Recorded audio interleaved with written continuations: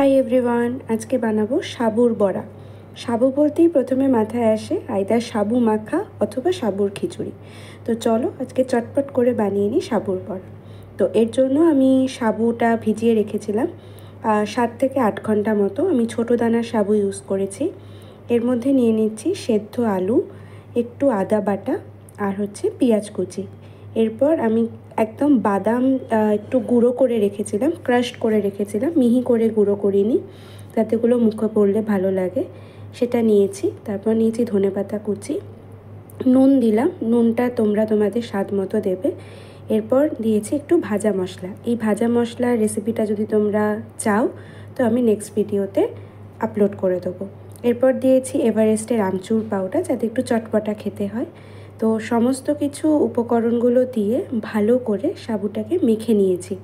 সাবু থেকে এমনিতেই একটু জল ছাড়বে, তো আলাদা করে জল দেওয়ার কোনো দরকার নেই। তো কনসিস্টেন্সিটা একটু মাখো মাখো হবে। এরপর কড়াইতে তেল গরম করতে বসিয়ে আমি ছোট ছোট বড়ার শেপে সাবুর বড়াগুলো দিয়ে দিয়েছি। দেখে নিতে হবে তেল যেন একদম ফুটন্ত গরম থাকে, না হলে কিন্তু কড়াইয়ের গায়ে লেগে যাবে। তো এখানে আমি 5টা করে বড়ার শেপ করে এখানে বড়াগুলো ভাজতে দিচ্ছি। এরপর এগুলোকে হালকা আঁচে ভাজতে হবে, একদম গ্যাস সিম করে নিয়ে ভাজবে, না হলে সাবুর ওপরেরটা হয়ে যাবে ভাজা কিন্তু ভেতরটা কাঁচা থেকে যাবে। তো পুরো জিনিসটা যাতে ভালো করে ক্রিস্পি হয়, তো তার জন্য একদম গ্যাস সিম করে নিয়ে বড়াগুলো ভাজতে হবে। তো এই রকম হালকা গোল্ডেন ব্রাউন হলে অল্প একটু গ্যাসের সিমটাকে বাড়িয়ে নিয়ে এপিট ওপিট করে দিতে হবে, যাতে দু সাইডই ভালো করে ভাজা হয়। তো দেখবে একটা সময় বাদামি রঙটা একদম ডার্ক হয়ে যাচ্ছে, তখন জানবে যে বড়া অলমোস্ট রেডি।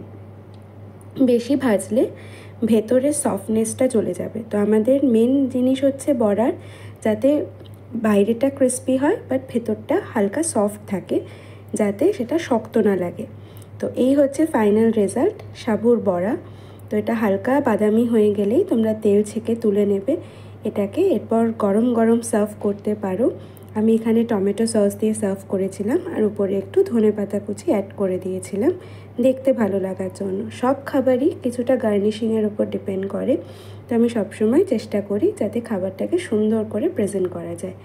তো এই হচ্ছে আমার সাবুর বড়ার রেসিপি। তোমরা এখানে দেখে নাও যে সাবুর বড়াটা কতটা ক্রিস্পি হয়েছে, কতটা মুচমুচে হয়েছে। তো এটা যে কোনো ডালের সাথে তোমরা খেতে পারো অথবা স্ন্যাক্স হিসেবে খেতে পারো। খেতে জাস্ট অসাধারণ লাগে, আর পুরোটাই ভেজ, তো সবাই এটা খেতে পারবে। আমাকে জানিও তোমরা এটা বাড়িতে বানালে কেমন লাগলো, আর লাইক ফলো শেয়ার করে